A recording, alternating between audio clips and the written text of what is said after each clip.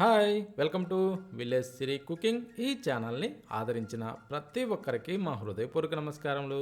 ఇవాళ చాలా అంటే చాలా మంచి రెసిపీతోని మీ ముందుకు వచ్చానండి.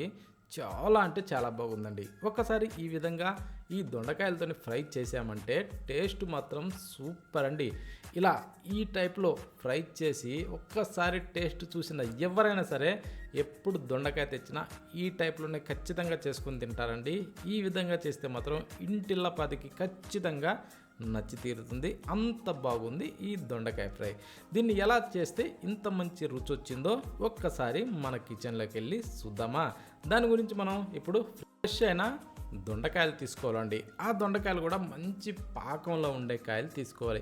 అంటే మరీ పిందిల్లాగా కాకుండా మరీ పండు పండిన విధంగా కాకుండా మంచి పాకంలో ఉండే కాయలు తీసుకోవాలి. టేస్ట్ సూపర్ అండి. పాకంలో ఉండే కాయలు అంటే ఎలా ఉంటుందంటే ఒక్కసారి మన వీడియోలో చూడండి. అప్పుడే కొంచెం లేత రంగులో కొంచెం లైట్ రెడ్లో అలా వచ్చి రానట్టుగా ఉండాలండి. ఆ విధమైన కాయలు తీసుకోవాలా. టేస్ట్ బాగుంటుంది. గింజ కూడా ఏర్పడి తింటున్నా కూడా కరకరలాడుతూ చాలా అంటే చాలా బాగుంటుందండి. హెల్త్కి కూడా చాలా మంచిది. ఓకేనా. ఆ విధంగా ఉండే దొండకాయలు తీసుకోవాలి. ముందుగానే శుభ్రంగా కడుక్కోవాలి. కడిగిన తర్వాత మాత్రమే మనం ఈ టైప్లో కట్ చేసుకోవాలండి. ఇలా సన్నగా పొడవుగైనా కట్ చేసుకోవచ్చు. ఈ టైప్లో కొంచెం సన్నగా చిన్నగైనా కట్ చేసుకోవచ్చు అండి. కాకపోతే ఏంటంటే మనం ఎంత కొంచెం సైజు తగ్గిస్తామో అంత ఈజీగా ఈ దొండకాయలు ఫ్రై అయిపోతాయి. ఇప్పుడు ఈ కట్ చేసిన ఈ ముక్కలన్నింటినీ తీసి ఒక ప్లేట్లో అయితే వేసుకోవాలి. ఈ దొండకాయలు తొందరగా వేగాలంటే సీక్రెట్ మాత్రం అదేనండి. ఓకేనా. మనం ఇలా ఎంత సన్నగా వీటిని కట్ చేసుకోగలుగుతామో అంత సింపుల్గా ఇవి తొందరగా ఫ్రై అయిపోతాయి. వాటి గురించి మనం ఇప్పుడు పచ్చెనగపప్పు అండి. నేనైతే ఈ పచ్చెనగపప్పు దాదాపు ఒక 50 గ్రాములు తీసుకునేసి 3 గంటల పాటు నానబెట్టానండి. చూడండి, ఇలా నొక్కగానే అలా ఇరిగిపోయేలాగా సింపుల్గా ఇలా నానిపోవాలండి. ఓకేనా. దానికి కనీసం ఒక 3 గంటలకి తగ్గకుండా ఊరనిచ్చుకోవాలి.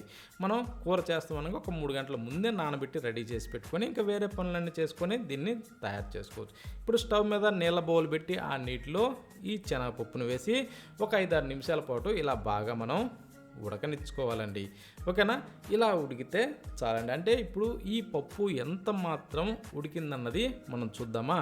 ఇప్పుడు పప్పు పట్టుకొని ఇలా అనగానే ఇలా నలిగిపోవాలండి. అంటే మరీ మెత్తగా గుజ్జులాగా అవ్వకూడదు. ఓకేనా. అంటే ఇప్పుడు ఇది 100కి 80% అంటే 80% ఉడికితే చాలండి. ఓకేనా. ఇప్పుడు ఇవి పక్కన పెట్టేసి స్టవ్ ఆన్ చేసి మరొక ప్యాన్ అయితే పెట్టుకునేసి దీంట్లో ఒక 2-3 గంటలు ఆయిల్ వేసుకోవాలి. 2-3 గంటలు ఆయిల్ వేసిన తర్వాత కొంచెం వేడెక్కనిచ్చేసి తాలింపు గింజలు ఒక టేబుల్ స్పూన్ వేసుకొని ఆ తర్వాత వెల్లుల్లిపాయలని ముక్కలు కొంచెం నలిపి అందులో వేసుకొని ఒక 2-3 ఎండుమిరపకాయలని వేసేసుకోవాలి. వేసిన తర్వాత వీటిని మంచి ఎర్రగా వేగనిచ్చుకోవాలండి. కొంచెం అలా సన్న మంట మీద ఎర్రగా వేగినాక కట్ చేసిన ఉల్లిపాయలు ఒక 2 చిన్నగా సన్నగా కట్ చేసి అందులో వేసేసుకునేసి ఇప్పుడు మనం దీంట్లో ఒక 4 రెమ్మలు కరివేపాకుని దూసి వేసుకోవాలి.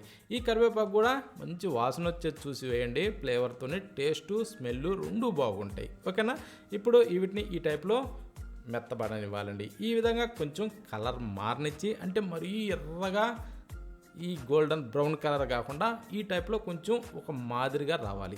ఇప్పుడు మనం ఏం చేయాలంటే కట్ చేసిన ఈ దొండకాయ దబ్బలన్నింటినీ దాంట్లో వేసుకోవాలి. వేసిన తర్వాత ఒక టేబుల్ స్పూన్ సాల్ట్ మీదకించి చల్లి సగం టేబుల్ స్పూన్ పసుపు ఇవి 2 దాంట్లో వేసిన తర్వాత ఇప్పుడు కాస్తలా బాగా తిరగేసుకోవాలండి.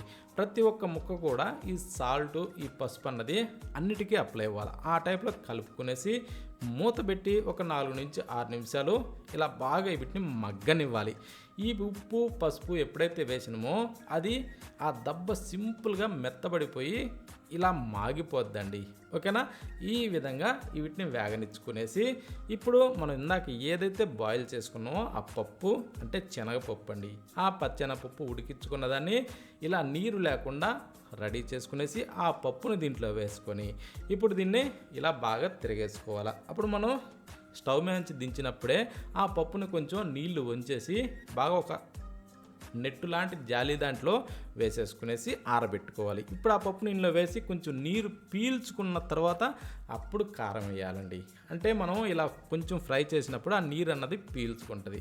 అప్పుడు మనం ఈ కారం వేసి కాస్త అలా కలిపి దీన్ని కొంచెం కలర్ మారనిచ్చుకోవాలి. ఒక 2-3 నిమిషాల పాటు ఇలా బాగా దీన్ని ఫ్రై చేసుకోవాలండి. ఇప్పుడు మనం ఒక్కసారి దబ్బ ఎలా ఉడికింది అది ఒక్కసారి చూద్దామా. చూడండి, ఇలా అనగానే దబ్బ ఎక్కడిదక్కడ ఇరిగిపోవాలండి. అంతా ఆ టైప్లో ఇవి ఫ్రై అవ్వాలి. అప్పుడేంటంటే ఇది దబ్బ ఉడికినట్టు మనకు అర్థమైపోతుంది. ఇప్పుడు కొత్తిమీర తీసుకునేసి దాన్ని శుభ్రంగా కడిగి ఇరిసి మీదకించి ఇలా చల్లేసుకోవాలి. చల్లిన తర్వాత కాస్త ఇలా తిరగేసుకునేసి ఇప్పుడు ఆఖరిని ఒక్కసారి టేస్ట్ చూసుకోవాలండి. టేస్ట్ చూసుకొని ఇప్పుడు దీన్ని స్టవ్ ఆఫ్ చేసుకొని వేడిగా సర్వ్ చేసుకుని తింటే టేస్ట్ మాత్రం చాలా అంటే చాలా బాగుందండి. ఈ విధంగా ఫ్రై చేసి దేనితోనైనా సరే, ఇప్పుడు సాంబార్ చేసుకున్నామా, పప్పు చేసినామా, పచ్చడి, రసం ఇలా ఏది చేసినా దాని పక్కన సైడ్ డిష్గా మాత్రం చాలా అంటే చాలా టేస్టీగా ఉందండి. అది ఏది లేకుండా వేడి అన్నంలోకైనా సరే, ఇంకా చపాతీలోకి అయితే ఇంకా చెప్పే అవసరం లేదండి. చపాతీ ముక్క తీసుకునేసి ఇలా పెట్టుకొని దానిలో కొద్దిగా అలా పెట్టుకొని తింటుంటే ఎంత రుచిగా ఉందంటే అంత రుచిగా ఉందండి. ప్రతి ఒక్కరూ ఖచ్చితంగా ట్రై చేయండి. నచ్చితే ఒక లైక్ కొట్టడం మాత్రం మర్చిపోవద్దు. అలాగే సబ్స్క్రైబ్ చేసి మీ ఫ్రెండ్స్కి కూడా షేర్ చేయండి. ప్రతి ఒక్కరు మాత్రం ఖచ్చితంగా ట్రై చేయండి. ఎలా ఉందన్నది కామెంట్లో పెట్టండి.